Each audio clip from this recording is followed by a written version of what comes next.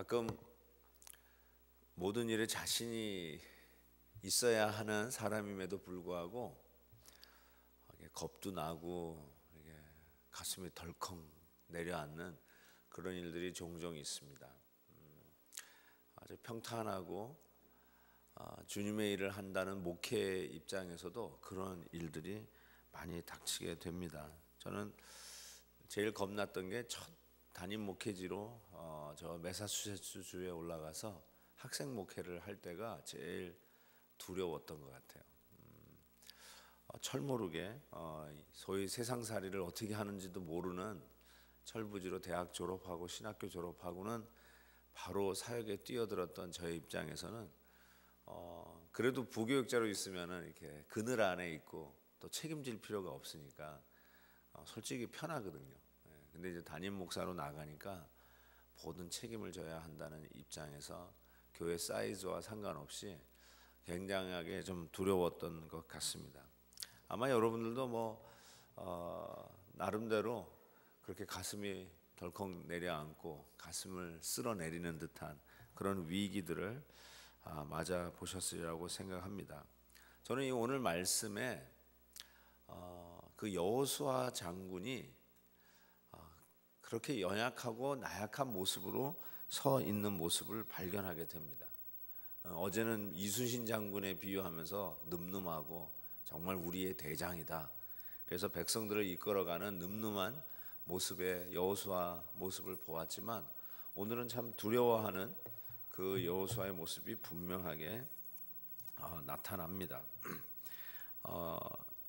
어쩌면 모세가 떠난 후 실은 여호수아 이 1장에 보면은 그 컨텍스트가 모세가 죽은 후예요. 모세가 떠나버리고 난 후부터 시작되는 게 여호수아인데 그것이 얼마나 두려웠을까라는 생각을 해보게 됩니다.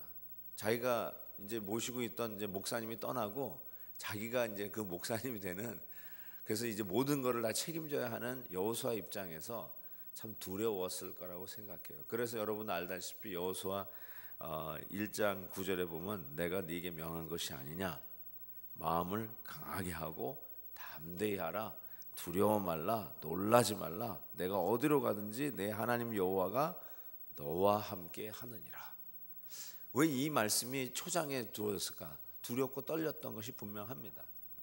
그래서 여호수아를 격려하기 위해서 담대하라, 두려워 말라, 내가 너와 함께 한다, 격려하지 않았을까 싶습니다.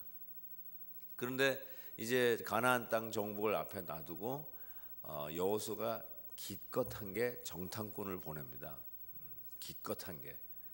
그리고 정탐꾼이 여러분 아시다시피 막 달아나다가 기생 라합 집에 숨어들었다가 정탐을 해서 가진 보고가 아니라 나중에 그 정탐 보고를 한 보고 내용을 보면 그 간담이 녹았더라. 제가 어제 말씀드린 그거 다 기생 라합이 해준 말이에요. 그 정탐꾼이 막 가가지고 정말 기가 막힌 제 1급 극비를 판에서 가지고 온 게 아니라 기생 라합 집에 숨어들었다가 가져온 보고를 하는 것을 보게 됩니다. 그리고 그 보고를 듣고 기생 라합의 보고를 듣고 힘을 내서 나아가는데 그 앞에 하나님이 요단강을 열어주신 거예요. 그런 걸 보면 정말 모든 것이 다 하나님의 은혜다라는 생각을 해보게 됩니다. 돌아다 보면 내가 그렇게 자신 있게 한 것도 아니고 어쩌면 부족해서 하나님 앞에 무릎을 꿇기 시작했고 하나님 앞에 아침 일찍 일어나 기도하기 시작했던 이유도 내가 대단한 사람이라는 게 아니라 그거 외에는 다른 옵션이 없으니까, 기도하는 것 말고는 다른 길이 없으니까,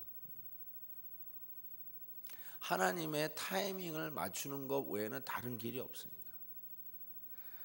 최근에 우리 교인이 간 이식 수술을 하셨어요. 그래서 완전히 웨이팅 리스트에 딱 올라가가지고 딱 이거 차고 있더라고요. 병원에서 들어와라 그러면 바로 들어가야 돼요. 바로 들어가야 되는데 그 간이 안 좋으시니까 이제 얼굴 색깔을 이렇게 보면 이제 금방 건강 상태가 이렇게 보이더라고요. 저도 이렇게 오늘은 안 좋으시구나, 오늘은 좋으시구나. 근데 이분이 부엌 사역에 사인업을 하셨어요. 올해 2014년 들어오면서 한 2,000여 명이 매주일 먹어요.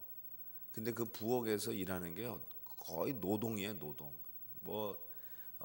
드는 그 짐이라든지 이렇게 들어 올리고 들어 내리고 날르고, 이게 남자의 힘이 얼마나 필요한지 몰라요. 근데 이 집사님이, 남자 집사님이, 그 부인 권사님은 아주 조그만해서 아주 너무나도 왜소하신데 부엌 사역에 들어가 가지고 얼마나 열심히 해요. 제가 오히려 겁이 날 정도. 간이 안 좋으셔가지고 간 이식 수술 웨이팅 리스트에 들어간 분이 어떻게 저렇게 할까. 그런데 그 와중에 딱 전화가 오니까 확 이제 들어가면서 이제 기도받고 가더라고요. 근데 만약에 자기보다 앞에 있는 사람이 원래는 그 순서인데 그 다음 사람까지 부른대요. 왜냐하면 그 간이 안 맞으면 그 다음 사람에게 준대요. 그러니까 그 다음까지 올라가서 하는데 그 일을 몇 번을 하더라고요. 근데 한번 생각해 보세요. 그 일이 보통 일이 아니더라고요. 그래서 완전히 스탠바이 해가지고 하루 종일 기다리다가 만약에 맞으면 들어가고 안 맞으면 다시 뒤에 들어가서 다시 또 기다려야 되는데, 그분 하는 말이에요. 얼마나 초조하겠어요. 얼마나 안타깝겠어요. 죽느냐 사느냐 문제잖아요. 그냥 마냥 기다리면서 건강이 유지돼야 되는데 어떻게 될지 모르잖아요. 그런 와중에 한 2번 빠꾸를 당하는데 그분 말이에요. 다른 게 없대요. 그냥 하나님 앞에 기다리는 수밖에 다른 게 없어요. 참 그거 기도하기도 힘들더라고요. 누가 죽어야만 자기가 사는 거예요. 누가 그것도 자기 장기 이식을 어그리한 사람이 죽어야만 자기가 사는 거예요. 그 뭐라고 기도해야 됩니까? 누구 죽게 해주세요라고 기도해야 됩니까? 정말 그 힘들더라고요. 하나님께서 하시는 일 외에는 다른 일이 없더라고요. 정말 기도도 제대로 안 나오는 그런 상황 속에서 하나님 앞에 나와서 그냥 주여 주여 하는 수 외에는 다른 길이 없어요. 정말 옵션이 없어요. 그래서 하나님 앞에 엎드린 건데, 그런 내 앞에 요단강을 여시고, 그분이 이번에 간 이식 받았어요. 한 2주 됐네요. 간 이식 수술 딱 받고, 그래서 다시 회복되고 있는 중에 너무너무나 감격해서 이제 인터넷으로, 다른 옵션, 인터넷이 이럴 땐 좋은 것 같아요. 환자가 인터넷으로 예배를 드리기 시작하는 거예요. 그래서 우리 앞에 요단강이 갈라지는 그런 은혜를 베풀어 주셨다고 이야기할 수 있습니다. 자, 그 은혜를 누리고 얼마나 사기 충천하겠어요. 이제 이 힘으로 그냥 몰아치면 아무리 난공불락의 여리고성이라도 그냥 치고 들어갈 듯한 그 기세에 하나님께서 어떤 일을 하시냐면 할례를 명하십니다. 할례를 명하세요. 할례는 요즘같이 의술이 잘 발달된 상황 속에서 하는 할례가 아니라, 모세도 부싯돌, 돌 갈아가지고 할례를 행하시는 것을 봤을 때 이것을 하면은 다 들어 누워야 됩니다. 남자들이 칼 들고 나가 싸울 수 있는 병력이 다 들어 눕는 겁니다. 이거야말로 아무리 그 손자병법을 안 읽어도 이거는 아니다라고 하는 것이, 그 난공불락의 여리고성을 앞두고 이제 막 도하한 요단강을 뒤로 하고 배수진을 치고 그 자리에서 할례를 행한다는 것은 날 잡아 잡수하는 가장 어리석은 모습이라고 생각이 듭니다. 그런데 하나님께서 하시는 일은 할례를 하라, 할례하라는 것이죠. 원래 원래의 의미는 이 부끄러움과 수치가 굴러가게 하라, 그게 할례의 본래의 의미입니다. 그러니까 그런 의미에서 정결을 다시 요구하시고 약속의 땅을 취하기 전에 하나님께서 다시 한번 그 백성들에게 주 안에서 구별된 삶을 살 것을 요구하시는 거라고 할 수도 있어요. 당시 문헌에 보면은 할례를 하던 민족들이 별로 없었대요. 물론 하던 민족도 있었습니다. 그러니까 이스라엘 백성들에게 할례 의식을 통해서 다른 이방들과 구별한다는 차원도 틀림없이 있었을 거라고 저는 생각합니다. 근데 그런 여러 가지 종교적 의식으로서 구별 차원도 있고 성결 차원도 있는데, 저는 그냥 문자 그대로 할례를 행하라는 말은 하나님께서 이스라엘 백성들에게 죽으라, 이제 정말 나에게 맡기고 살겠느냐 아니면 네가 네 생각에 옳은 대로 행하겠냐를 하나님께서 완전히 보여주시는 그 순간이라고 생각해요.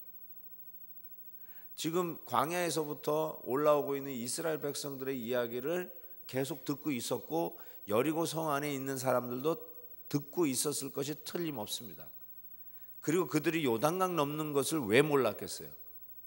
우리 식으로 얘기하면 망원경을 보고 호시탐탐 얘네들이 뭐하고 있나 하고 지켜보았을 것이 틀림이 없는데, 그 상황 속에서 드러누워 3일 동안 이 병력들이 칼을 못 들고 싸울 수 없는 병력으로 만드시는 이 하나님의 명령은 정말 이해할 수가 없습니다.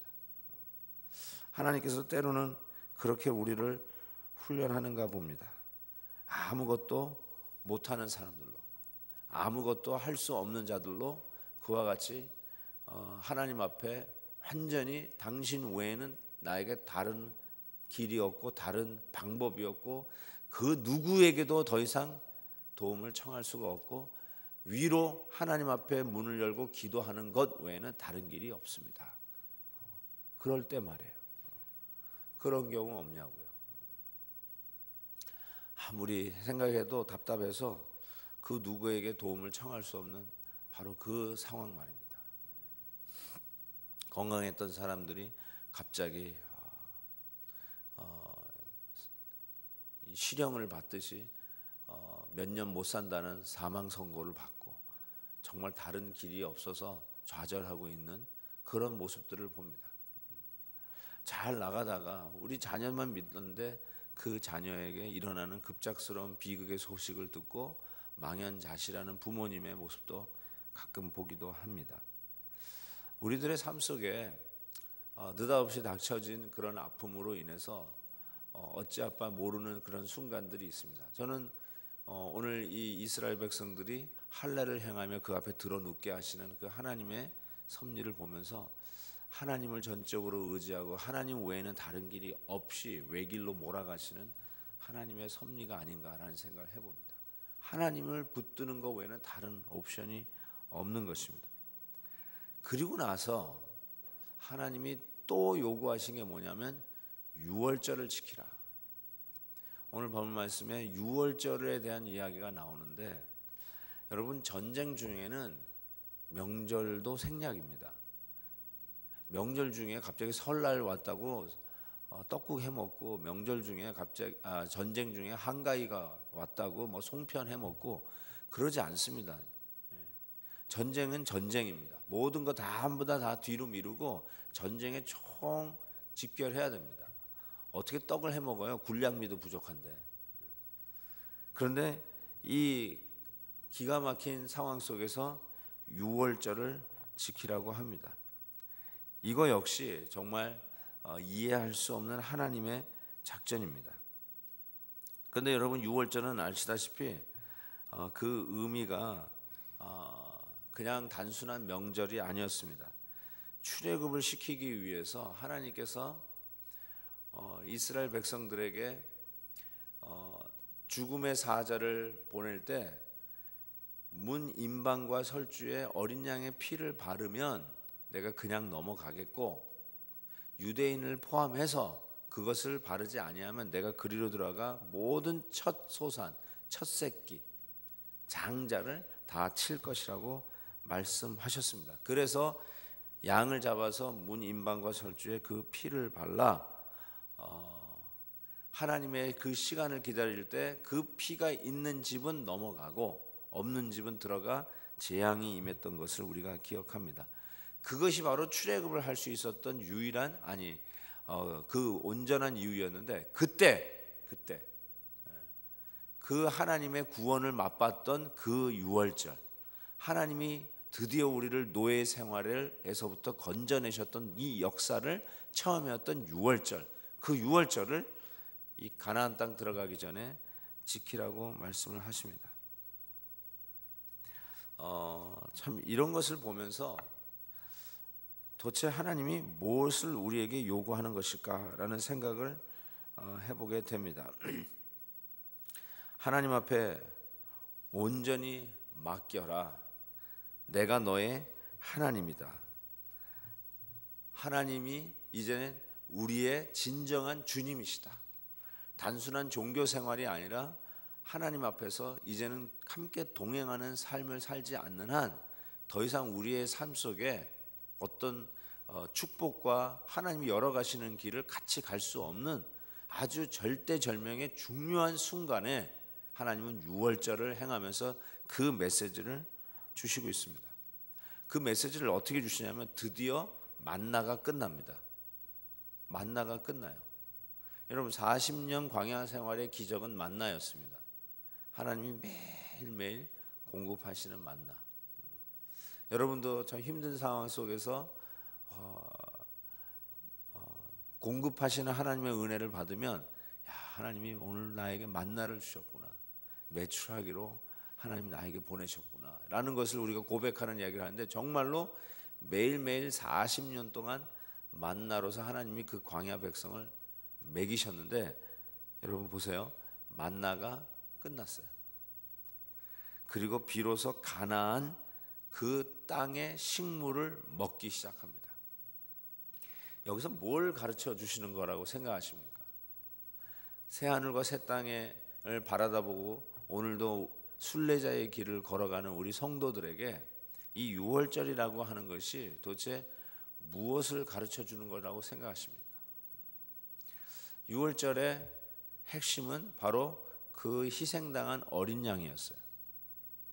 그래서 세례 요한은 예수님을 보고 보라 세상 죄를 지고 가는 하나님의 어린 양이다 라고 선포를 했습니다. 예수님이야말로 우리들의 유월절 어린 양이었어요. 우리의 죄에 갇혀져 있는 모습을 드디어 예수 그리스도의 그 어린 양 되신 예수 그리스도의 보혈로 십자가로 우리를 자유케 하셨어요. 죄에 종살이하던 우리들, 마귀의 포로되어 있는 우리들, 아니 마귀가 우리의 아비인 줄 알고 섬기던 우리들을 그 죄악의 굴레에서부터 건져 해방시켜 주신 능력이 예수 그리스도의 십자가 보혈입니다. 그 능력으로 말미암아 자유케 된 우리들, 유월절을 지키는 모습은 십자가가 드디어 우리의 삶 속에 적용되고 그 십자가를 붙드는 출발점이라고 할 수 있어요. 그때 가나안 땅에 음식을 먹기 시작했다는 말은 무엇일까요? 이제부터는 주님과 더불어 동행하는 삶이 우리의 삶이라는 것을 가르쳐 줍니다. 우리의 소속과 우리의 정체감을 확인하라는 뜻이에요. 내가 어디에 속했는가? 내가 무엇을 바라보고 가는 사람들인가? 이제부터는 내가 어떤 방법으로 살아가는 것인가? 주님과 더불어 이제는 이 땅이 내 땅이다. 하나님이 주신 이 약속의 땅이 내가 거할 땅이라는 것을 분명히 알라고 하시는 하나님의 말씀입니다. 예수 그리스도의 십자가로 거듭난 우리 백성들이 이제 무엇을 바라다보고 살아가는가? 내가 속한 십자가 안에서 받은 이 은혜의 소속감, 예수 그리스도를 위하여 살아가는 나의 이 삶이 나의 삶의 목표요, 목적이요, 꿈이요, 비전이 되어야 한다는 말씀입니다. 우리가 어디에 속해 있는 것을 한번 생각해 보실 필요가 있어요. 저는 이 할례를 행하는, 그래서 할례에서 회복하기 위해서 3일간의 시간이 필요하죠. 그 야곱의 자식들이 그 자기의 여동생이 겁탈당한 것을 복수하기 위해서 거짓으로 협약을 하면서 너희들이 할례를 받으면 우리가 형제들이 될 것이다 했는데 할례를 받게 하고 칼 들고 들어가서 다 죽여버리잖아요.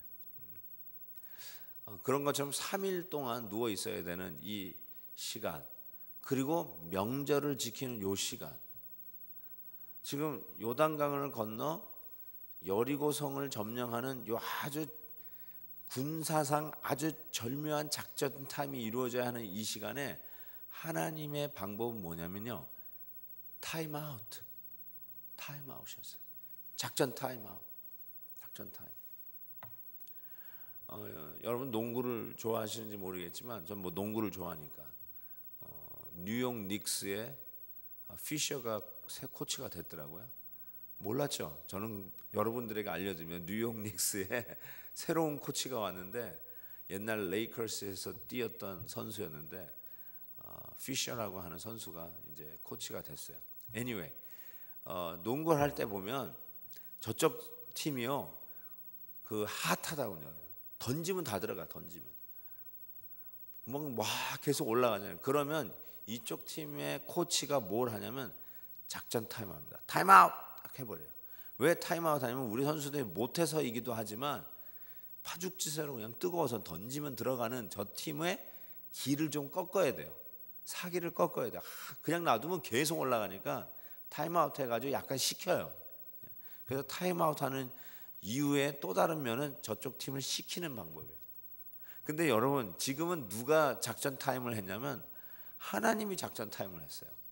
지금 저 여리고성에 있는 사람들이 작전 타임을 해야 이 방금 요단강을 기적적으로 건너 들어온 이스라엘 백성들의 그 핫한 뜨거움, 사기 충천, 뭐든지 감당할 수 있을 것 같은 하늘을 찌르는 그 사기, 그 감당이 안 되는데 그거 그냥 치고 가면 일당백으로 여리고성을 함락할 수 있을 것 같은데 하나님은 어떻게 하시냐면 타임아웃, 타임아웃. 하나님이 부를 거예요. 하나님이. 야, 너무 흥분하지 마 하고, 그리고는 들어 누워. 3일 동안 들어 누워. 그리고 명절을 지켜요. 야, 이게 하나님의 방법이에요. 여러분, 하나님께서 여러분에게 타임아웃 할 때가 있어요. 타임아웃, 타임아웃. 하나님이 여러분에게 왜 타임아웃 하는지 잘 모르겠어요. 답이 정확하지는 않은데 분명한 것은 하나님이 우리에게 스스로 뭔가 할 수 있을 것 같이 사기가 올랐을 때, 하는 일마다 뭔 일인지 너무너무 잘 됐을 때, 그래서 은근히 자기가 하는 일에 자신감이 생기면서 이제는 어제 얘기한 것처럼 기도를 안 해도 될 것 같은 희한한 착각에 빠지고, 하나님을 의지하지 않아도 이제는 내 네트워크를 의지하고 내 노하우를 의지하고 내 경력을 은근히 자랑하는 자가 되었을 때 하나님께서 하시는 말은 타임아웃 딱 해버려요. 작전 타임아웃. 이리 내려와. 들어 누워. 아무것도 할 수 없는 사람으로 들어 누워라고 하는 거죠. 제가 중국에 갔을 때 경험했던 건데, 제가 그 섬기는 소위 지하신학교가 있는데, 그 항상 제가 졸업 시즌에 가요. 졸업 시즌에 가면은 졸업생들이 와서 이제 그 마지막 주간에 같이 있으면서 하는데, 그때 이제 서로 간증도 나누고 어떻게 사역을 하고 있는지. 중국 그 사역자들은 사역을 하면서 신학교를 다녀요. 그러니까 이미 사역을 시작을 했고 이제 좋은 신학교에서 자기가 계속해서 수업을 좀 받아야 하기 때문에 사역을 잠깐 1년, 2년 이런 식으로 접고 와서 합숙을 하면서 훈련을 하다가 이제 드디어 이제 졸업반이 되는데, 이제 그 여름 방학이나 겨울 방학 때는 또 다시 현장으로 가가지고 다 사역을 하다가 또 이렇게 올라오고 이런 일을 하는데, 그게 둘러 앉아가지고 이제 졸업하는 학생들하고 이제 마지막 졸업 사정회 같은 거를, 뭐 말은 사정회지만 실은 간증하는 이런 시간들을 갖는데, 그걸 듣다 보면요, 너무너무 부끄러워요. 너무너무. 미국에서 이렇게 목회하는 저는 완전히 날라리 같아요. 날라리. 이걸 목회라고 하는 것인가 라고 할 정도로 모든 그 졸업 대상자들이 보면 영광스러운 상처를 다 갖고 있어요. 한 학생은 지팡이를, 아주 젊은 학생인데 지팡이를 짚고 다녀요. 그래서 왜 그러냐 그랬더니 공안에게 끌려가지고 계속 허리를 들이맞은 거예요. 그냥 곤봉으로 계속. 그래서 허리가 나가버렸어요. 그래서 그 허리 다친 그걸 가지고 지팡이 지르면서 사역하는 그런 모습을 봤고요. 한 자매를 보았는데 이 자매는 이제 몽골에서 예수를 믿게 되는데 이 몽골에서 예수 믿은 중국 한족인데 그냥 뜨거워가지고 이 청년 열사단 같이 무슨 뭐 독립군 같이 이런 식으로 이렇게 연맹을 맺어가지고 우리가 주를 위해서 죽자, 우리가 주를 위해서 살자, 주를 위해서 우리 인생 드리자 하면서 그 열심으로 복음을 증거하면서 우리가 말씀을 제대로 배우자 해가지고 내려와서 신학을 하는 가운데 드디어 이제 졸업을 하게 되는데 나이가 22살이었어요. 16살에 예수님 만나가지고 그렇게 지난 6년 동안 진짜 독립군 같은 모습으로 복음을 전하다가 드디어 졸업하는 그 자매들을 보면서 야, 22살 나는 22살에 뭐 했나 이렇게 생각해 보니까 이 도저히 이 게임이 안 되는 거예요. 게임이 안 돼. 인터뷰를 하고 그래서 우리가 졸업할 수 있다 없다 이런 걸 마지막으로 하는데 제가 그거를 정리하는 군번이 아닌 것 같아요. 오히려 내가 목사인가 하는 것을 자꾸 퀘션을 할 수밖에 없는 그런 상황이에요. 그런 걸 보면서 제가 그런 이 적나라한 좀 도전을 받기 위해서 일부러라도 갑니다. 선교 현장에는. 이 미국에서의 떼국물을 좀 벗기 위해서라도 가끔씩 선교 현장에 가야 돼요. 안 그러면 그냥 기름만 잘 흐르고 아무것도 모르면서 아는 척하는 그런 목사 될까봐 선교 현장에서 핍박과 고난에도 불구하고 예수 그리스도의 복음 하나 들고 살아가는 그 사역자들의 모습을 그 자리에서 그 현장에서 보고 올 때 다시 신선해지고요, 리프레시 되고 각오하게 되고 하나님 내가 이렇게 살면 안 되죠 하는 새로운 결단을 하고 오게 됩니다. 제가 이 말씀을 드리는 이유는 참 그 형제 자매들 주를 위해서 뭐 감옥 들어갔다 나오는 건 수도 없이 들어갔다 나오고 들어갔다 나오면서 그럼에도 불구하고 포기하지 않냐고 복음 들고 섬기는 그분들 보면은 하나님께서 들어눕게 하는 그런 간증들이 그렇게 많더라고요. 타임 아웃. 그래서 하나님을 붙들지 않고는 더 이상 살 수 없는, 멀쩡히 하다가도 그냥 잡아가 버리니까요. 그래서 뭐 며칠씩 고문 받고 나오면 더 이상 사역을 하고 싶을 마음이 없어요.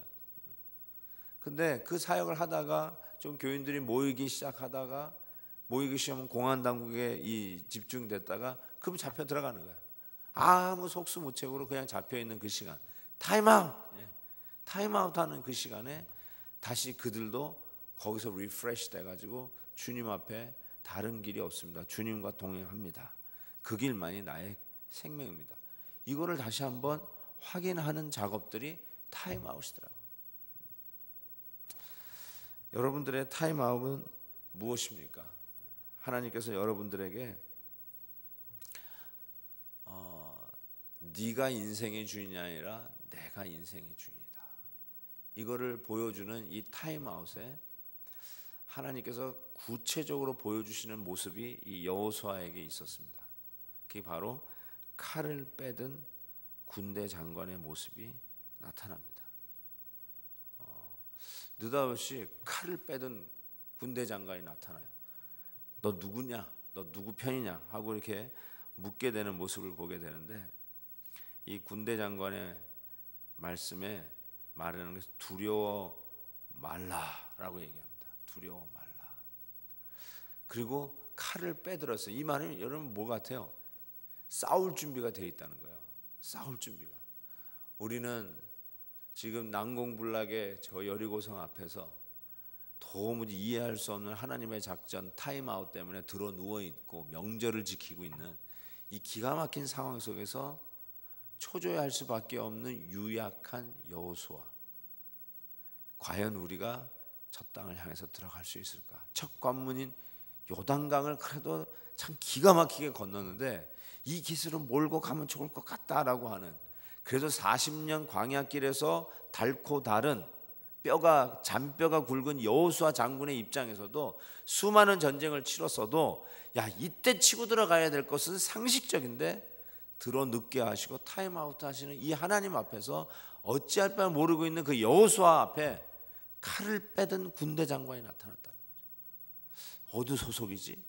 내가 저런 장군을 본 적이 없는데 하나님인 것을 여호수아는 알게 됩니다. 그가 빼든 칼은 그가 두려워하지 말라라고 하는 말이 말뿐이 아님을 분명히 가르쳐주고 있습니다.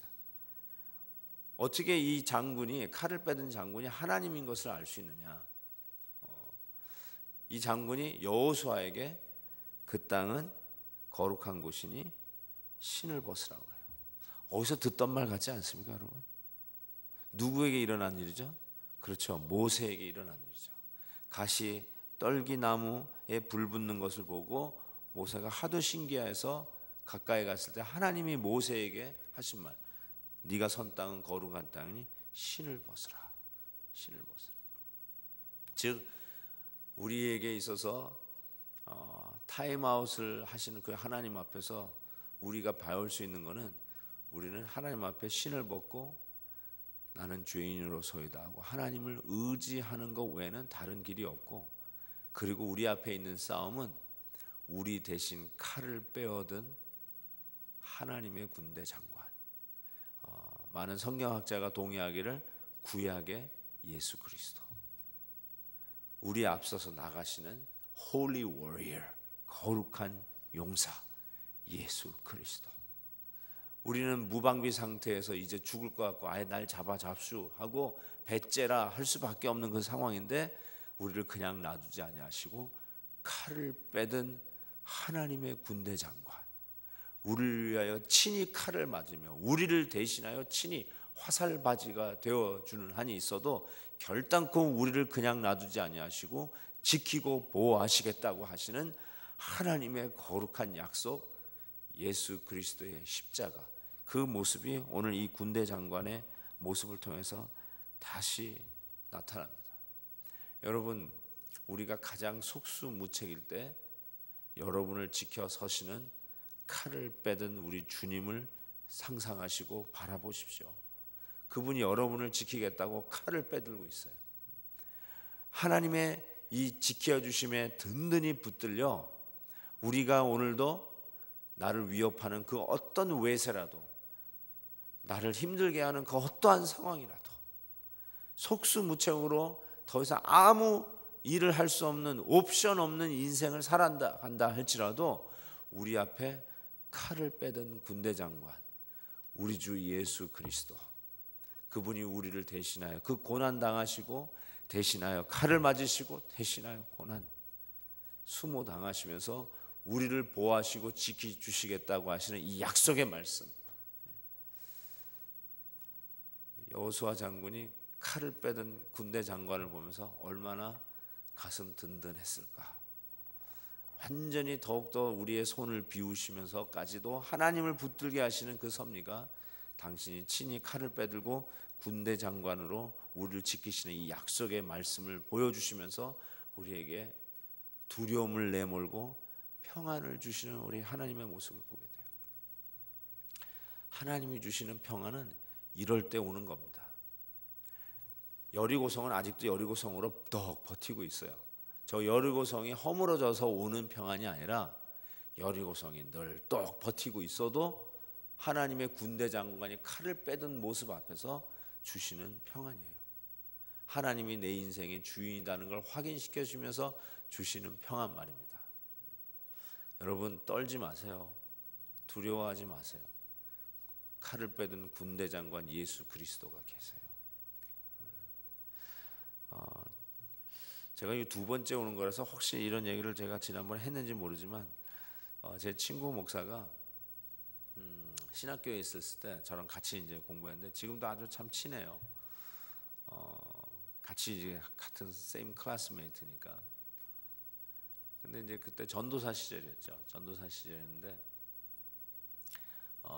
이 유스 수양회, 우리 유스그룹 수양회 이제 강사로 이제 부름을 받아서 이제 내일이면 이제 강사로 나가야 되는데, 그래서 사모님이 이제 그 자기 남편이 이제 강사로 나가니까 와이셔츠를 막 데려준다고 새 와이셔츠를 해가지고 이제 밤에 이제 내일 가야 되니까 밤에 막 준비를 하고 있는데, 여러분 남자 와이셔츠에 바늘이 많잖아요. 그거 아시나요? 새 와이셔츠 보면 웬 바늘이 이렇게 많은지 몰라요.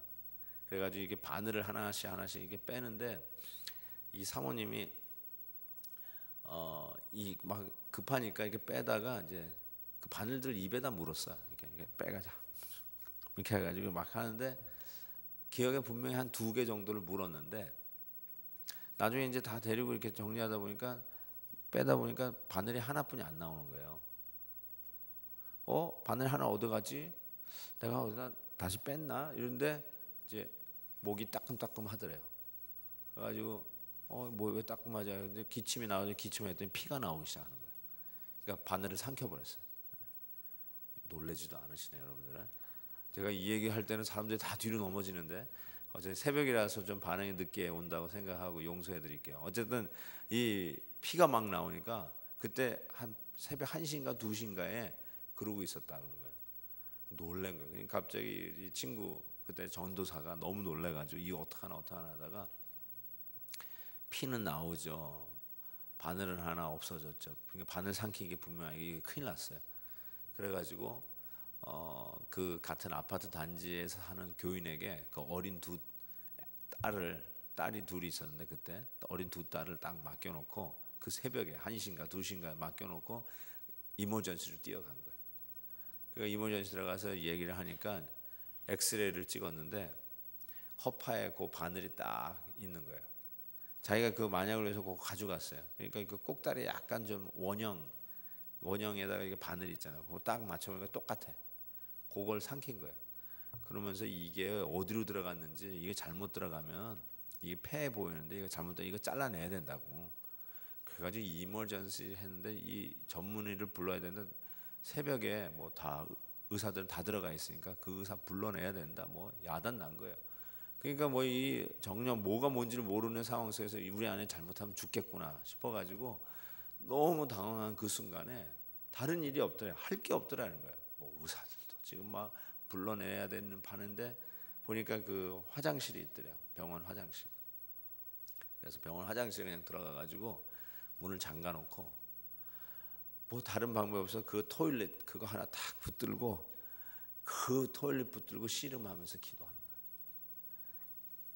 아버지, 우리 아내 살려주세요. 우리 아내 살려주세요. 이 어린 2딸 놔두고 이제 아직도 신학 공부하는 날 놔두고 우리 아내 죽으면 안 됩니다. 살려주세요. 살려주세요. 뭐 어떻게 그냥 간절히 기도한 모양이에요. 근데 그 친구 말이 이런 얘기를 하더라고요.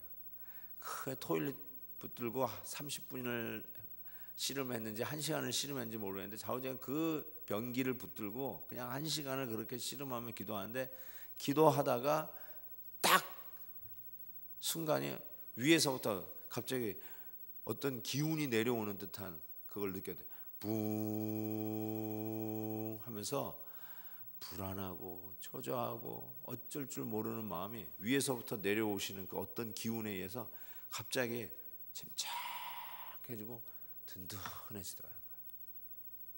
그 든든해짐이 이렇게 얘기하더라고요. I could face anything. 어떤 일도 맞닥뜨릴 수 있다. 어떤 일이 일어나도 직면할 수 있다. 만에 하나 우리 아내가 죽는다고 해도 I could face it. 그 희한한 평안함이 찾아오더래요. 그래서 눈물을 닦고 화장실을 열고 나오는데 여전히 same thing. 뭐 변한 게 없어요.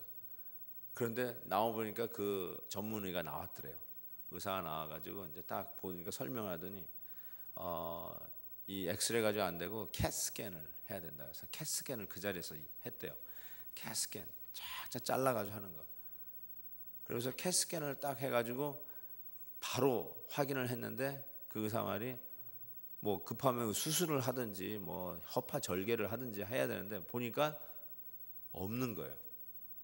야, 나 지금 졸려 죽겠는데 없는 거 가지고 왜 불렀냐고 오히려 의사가 더 열을 내는 거예요. 그래서 아니 이거 보라고, 이거 있는 거 아니야. I don't care. 캣스캔에 안 나오면 없는 거라고. 예, 그래가지고 없어가지고 빨리 집에 가라고. 그래가지고 집에 왔다는 거예요. 그러면서 기침할 때 피가 나오고 엑스레이 그거 잘 가지고 간 바늘하고 비교해보다 딱 그 사이즈인데 집에 가면서 사모님이 그러대요. I know who did it. 난 누가 했는지 알아. 이 친구 목사도 I know who did it too. 나도 누가 했는지 알아. 하나님이 자주가 그 바늘을 없앴나 봐요. 그게 20여 년 전 일인데 제가 최근에도 만났거든요. 그 사모님 아주 건강하게 아주 잘 사세요.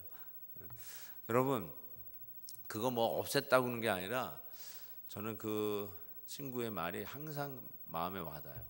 I could face anything. 내가 정말 위기천만하고 더 이상 할 아무런 옵션이 없는 삶을 살고 있지만 갑자기 위에서부터 내려오는 평강, 환경이 변하고 내 어려움이 드디어 해결돼서 오는 평안이 아니라 그 장애물이 그대로 있지만 I could face any 장애물, 내가 어떤 것도 맞닥뜨릴 수 있다라고 하는 마음의 평안한 말이에요. 두렵지 않아요. 더 이상 떨리지가 않아요. 주님이 나와 함께 하셔요.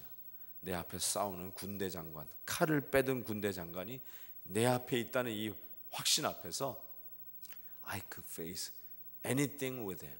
우리 주 예수 그리스도와 더불어 어떤 일도 내가 이길 수 있고 어떤 인생의 환난도 내가 치고 나갈 수 있고 어떤 파도가 나에게 밀려와도 그 파도를 타고 서핑을 할 망정, 파도 타기를 할 망정 내 저 파도에 삼키워 죽임 바 되지 않을 것이라고 믿는 담대함을 갖게 된다.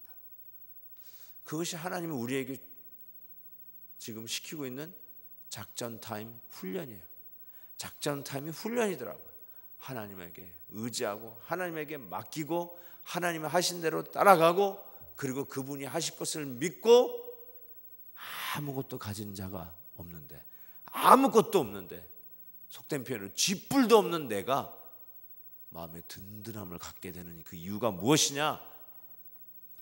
우리 주 예수 그리스도의 놀라우신 그 칼 빼든 군대 장관으로 계시하신 우리 주 예수 그리스도가 계시기에 우리는 오늘도 어떤 어려움도 직면하고 맞닥뜨리고 그 도전을 받아들이면서 예수 그리스도의 믿음의 칼로 우리의 장애물을 치고 나갈 수 있다는 것입니다. 여러분 오늘 이 아침 시간에 우리 그 기도를 했으면 좋겠어요. 주님 작전 타임이군요. 주님 오늘 할례 받으라고 하시는군요. 오늘 유월절을 지키라고 하시는군요. 여리고성 앞에서 다시 우리를 들어 눕히시면서 다른 어떤 방책이 아닌 하나님만 철저히 의지하는 훈련을 시키시는 하나님. 이 훈련 때문에 여리고성 돌면서 허무는 작전을 여러분이 이해하실 거예요. 아마 이 훈련 안 받았으면 여리고성 도는 거 아마 절대로 못했을 겁니다. 누가 그 여리고성 미쳤다고 돕니까? 하나님의 놀라우신 섭리가 우리에게 작전 타임을 부르시고 우리의 시간에는 치고 나가야 할 바로 이 시간에 하나님은 들어 눕히시는 그 하나님의 섭리를 깨달을 길이 없었을 겁니다.